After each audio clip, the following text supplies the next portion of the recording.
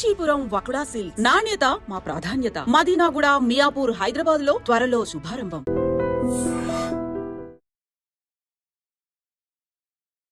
Welcome to I dream channel అండి. Real estate ధరలు బాగా పెరిగినప్పుడు స్థలాల రేట్లు పెరిగినాయి, అపార్ట్మెంట్లు పెరిగినాయి, అన్నీ పెరిగినాయి. ఒక్కొక్క apartment 3 crores, 5 crores, 1.5, minimum 1 crore అయిపోయింది. ఇప్పుడు కొంచెం తగ్గినాయి అనిపిస్తున్నా పెద్దగా ఏం తగ్గల. మధ్యతరగతి అందుబాటులో ఏం లేవు, విపరీతంగా కాస్ట్లోనే ఉన్నాయి. బాగా పడిపోయింది ఏం లేదు. ట్రాన్సాక్షన్ ఎక్కువ జరగట్లేదేమో కానీ రేట్లు పెద్ద 20-30% పడ్డాయి, పెద్ద పడలేదు. ఎగ్జాంపుల్గా హైదరాబాద్ తీసుకున్నా, ఎక్కువ ఏం లేదు. ఎందుకంటే కంటిన్యూగా ఎప్పుడు పెరగదు కదా, మార్కెట్ అయినా కానీ ఏదైనా కానీ కంటిన్యూస్గా వన్ సైడే పెరగదు కాబట్టి ఎక్కడో చోట సలుపు తీసుకుంటుంది. డౌన్ సైడ్ కొంచెం డౌన్ అవటమో లేకపోతే కన్సాలిడేషన్ ఫేసో, మార్కెట్ కూడా అంతే కదా. ఇప్పుడు మన పరిస్థితి కన్సాలిడేషన్ ఫేజ్లో ఉన్నాం. అట్లనే రియల్ ఎస్టేట్ కూడా కొంత కన్సాలిడేషన్ తీసుకుంటుంది. 2004 తర్వాత ఎట్లా భూమి అయిందో, విపరీతంగా పెరిగినాయో రేట్లు, స్థలాలు కానీ ఇల్లు కానీ.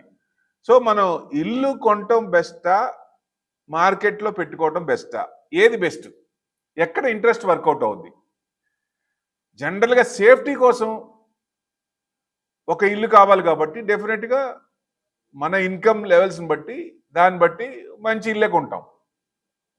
అది రెంట్కి ఇవ్వటానికి అనుకున్నప్పుడు కోటిన్నర అంటే రెంట్లు ఏం రావు, పెద్ద రెంట్ రావు, ఆ ఇంట్రెస్ట్ బాగా ఏం రావు కదా, ఎక్కువ ఇంట్రెస్ట్ వర్కౌట్ అవ్వదు.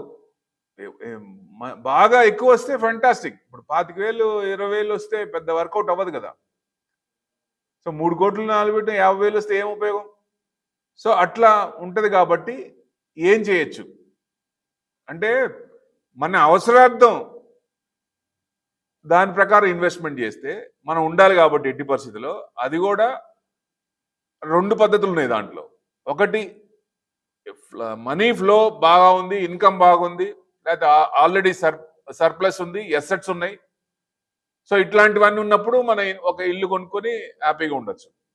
లేదు స్టార్టింగే అంటే, చిన్న ఎగ్జాంపుల్ తీసుకుందాం, కోటిన్నర అవుతుంది. మీరు మ్యూచువల్ ఫండ్స్ అడ్వాన్స్ దాంట్లో పెడితే మినిమం 1 crore, అది 4 years లాకింగ్ ఉంటుంది. సంవత్సరానికి 15-20% ఈజీగా వచ్చే అవకాశాలు ఉంటాయి. ఇట్లాంటి వాటిలో పెడితే ఏంటంటే 4-5 yearsలో డబుల్ అవుద్ది. మీకు ఆ ఇంట్రెస్ట్ వచ్చినప్పుడు అవి ఎప్పుడు రావాలి ఆ అమౌంట్ బ్యాక్కి? ఎంతకాలం పట్టుద్ది? అదే 4 ఏళ్ళలో మీరు పెట్టిన అమౌంట్కి డబుల్ అవుతుంది కదా.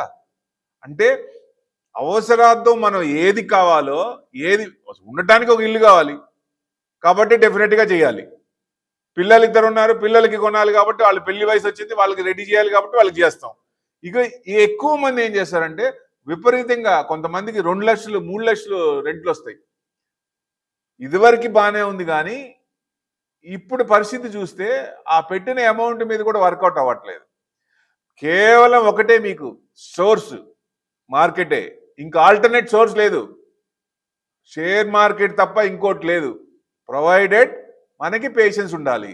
నాకు ఈ రోజుకే కావాలి, ఈ నెలకే కావాలంటే రావు. అది ఎప్పుడైతే కన్సాలిడేషన్ ఫేజ్లో ఉందో మనం సైలెంట్గా ఉండాలి. ప్రతి మంత్ రెంట్ లాగా వస్తుంది. ఇప్పుడు మార్కెట్ పడుతున్నప్పుడు పోస్ట్ ఆఫీస్ సేవింగ్ స్కీమ్స్ బాగున్నాయి అనిపిస్తుంది, రేపు మార్కెట్ పెరిగినప్పుడు పోస్ట్ ఆఫీస్ నథింగ్ అనిపిస్తుంది, ఇక 20-30% వచ్చినప్పుడు. సో అట్లా డిఫరెంట్గా ఉంటాయి కాబట్టి ఎవరికి ఏది ప్లాన్ సూట్ అవుతుందో దాని ప్రకారం చేస్తే మినిమం అయితే ఒకటి పెట్టుకుంటే బెస్ట్. తర్వాత కొంతమంది అసలు అది కూడా పెట్టుకోకుండా మార్కెట్లో ఇన్వెస్ట్మెంట్ చేసి దాని మీద ఎక్కువ రాబడి తెచ్చుకొని ఎక్కువ ఇంట్రెస్ట్ తీసుకునే వాళ్ళు కూడా ఉన్నారు. అంటే ఐడియాస్, ప్లానింగ్ ఈజ్ ఇంపార్టెంట్. ఇక్కడ ఎవరి ప్లానింగ్ వాళ్ళకు ఉండాలి. స్టేటస్ కోసం అంటే పెట్టుకోవాలి, మంచిది ఒకటి పెట్టుకోవాలి. ఎక్కువ ఇన్వెస్ట్మెంట్ చేసి దాని మీద ఇంట్రెస్ట్ రావట్లేదు కాబట్టి దాని బదులు 100% సేఫ్ అంట నేను. ఇప్పుడు సపోజ్ రియల్ ఎస్టేట్ పడుతుంది, ఫ్లాట్ మనం అమ్మలేం. మార్కెట్ పడుతుంది, షేర్లు అమ్మలేం. ఈ రిస్క్ అనేది ఎక్కడైనా ఉంటుంది, దేనికైనా రిస్క్ ఉంటుంది.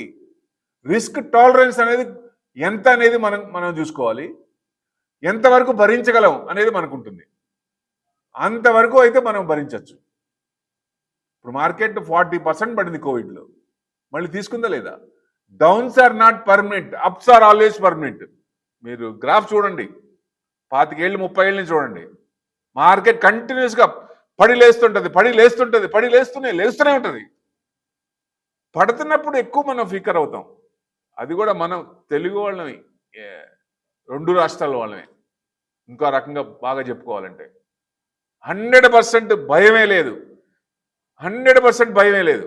ఇన్వెస్ట్మెంట్ చేయండి, సైలెంట్గా కూర్చోండి. డెఫినెట్గా ఇవాళ కాకపోయినా రేపైనా ఎల్లుండైనా వచ్చి తీరాల్సిందే మార్కెట్. ఇట్లా ఎవరి ప్లానింగ్ ప్రకారం వాళ్ళ ప్లాన్ చేసుకొని చేస్తే ఉత్తమం. ఇల్లు కొనటం కంటే మార్కెట్లో పెట్టడమే ఉత్తమం అంటా నేను 100%. కాకపోతే మనకు ఒక ఫీలింగ్ ఉంటుంది, అసలు ఇల్లు లేదే, ఒకటన్నా బాగుంటుంది అనేది, ఇది పడుతున్నప్పుడు. అందుకని ఒకటి సేవ్ చేసుకొని ఇంక తర్వాత ఇన్వెస్ట్మెంట్ అంతా మార్కెట్లో పెడితే ఇంకా ఆల్టర్నేట్ సోర్స్ లేదు, ఒక్కటి కూడా లేదు. ఒక్కటి చెప్పండి ఏదన్నా సోర్స్ ఉందో, ఎవరైనా సరే. మార్కెట్ కాకుండా ఇంకోటి ఏదన్నా ఉందా? పెళ్లి చేసిన వాళ్ళు ఉన్నారు, అపార్ట్మెంట్ కొనుక్కున్న వాళ్ళు ఉన్నారు, లాంగ్ టర్మ్ లైఫ్ ఫిక్స్డ్ చేసుకున్న వాళ్ళు ఉన్నారు, రిటైర్ అయిపోయిన తర్వాత హ్యాపీగా లైఫ్ లీడ్ చేసే వాళ్ళు ఉన్నారు. That is what market. మార్కెట్కి మించింది లేదు.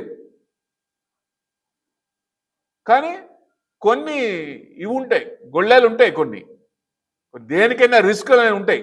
ఆ రిస్క్ మనం పడాలా. అది పడితేనే, ఎందుకంటే చీకట్లో ఉంటేనే కదా వెలుగు తెలిసేది, వెలుగు విలువ తెలిసేది. చీకట్లో లేక వెలుగులోనే ఉంటే విలువేం తెలుస్తుంది? అదే ఆ పాయింటే మనం ఇది చేసుకోవాలి. డెఫినెట్గా పడుతున్నప్పుడు ఎక్కడ చేయాలి, పేషెన్స్గా ఆగి మళ్ళీ కొంటమా, లేకపోతే స్టాగర్డ్ మేనర్లో ఇన్వెస్ట్మెంట్ చేయటమా, దీని ప్రకారం చూసుకుంటే మంచిది. డెఫినెట్గా ఫ్యూచర్లో మంచి రిటర్న్స్ వచ్చే అవకాశాలు ఉంటాయి. Thank you very much.